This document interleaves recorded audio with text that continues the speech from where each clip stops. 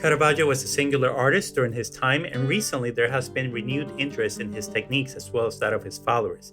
In this video, I've returned to Spain to visit the world-renowned Thyssen-Bornemisza Museum that houses an amazing collection of works by Caravaggio and his followers. During my trip, I had the opportunity to observe up close and compare the techniques employed by the master and his followers.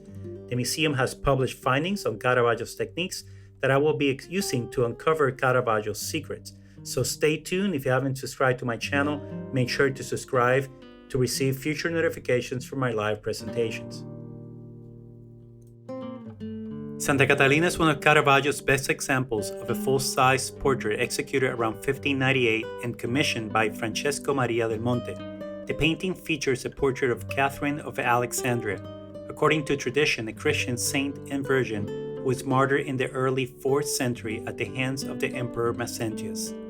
She was both a princess and a noted scholar who became a Christian around the age of 14, converted hundreds of people to Christianity, and was martyred around the age of 18. According to recent scientific studies by museum conservators and scientists, Caravaggio employs gray oil primings with mixtures of lead white, calcium carbonate, and earth pigments. After the Contarelli commissions, the artist will develop his trademark use of dark grounds.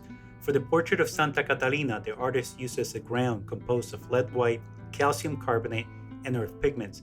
Occasionally, small amounts of raw umber and carmine lake are found as well, probably as a result of the artist using leftover colors, a typical practice of the time. Caravaggio chooses a beige gray as a base color to develop his composition. According to recent findings, the artist develops a type of grisaille underpainting using occasionally thin colors composed of mainly lead white, vegetable charcoal, raw umber, and carmine lake. This practice is described by Velázquez's teacher Francisco Pacheco in his book El Arte de la Pintura. Pacheco describes various methods to sketch in the painting using lead white and black or lead white, carmine lake, and raw umber. This practice was not only used by Caravaggio but also by Valentin Boulogne, a follower of Caravaggio also exhibited at the museum. The museum has a beautifully curated gallery. Hanging next to Caravaggio, I was able to compare other great artists such as Giuseppe de Rivera. These artists adapted Caravaggio's techniques to their own style.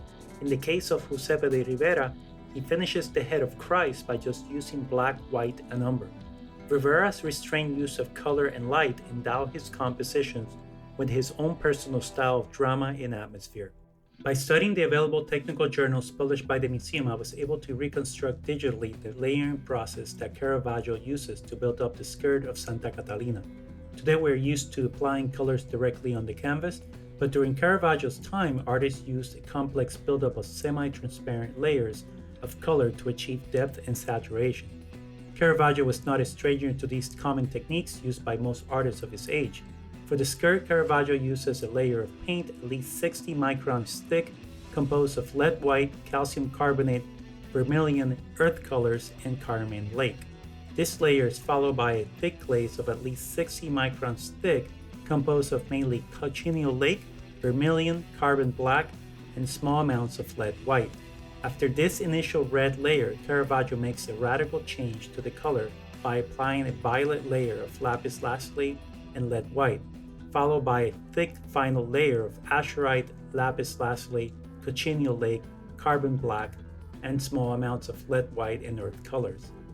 The Thyssen-Bornemisza Museum is an artist-friendly museum that has a world-class collection of all masters. If you're visiting the city of Madrid, make sure to visit this amazing collection. Caravaggio's influence on his contemporaries is of great interest to anyone interested in learning painting techniques because students can easily trace the origins of Caravaggio's methods and materials among his contemporaries. I hope you have enjoyed this video.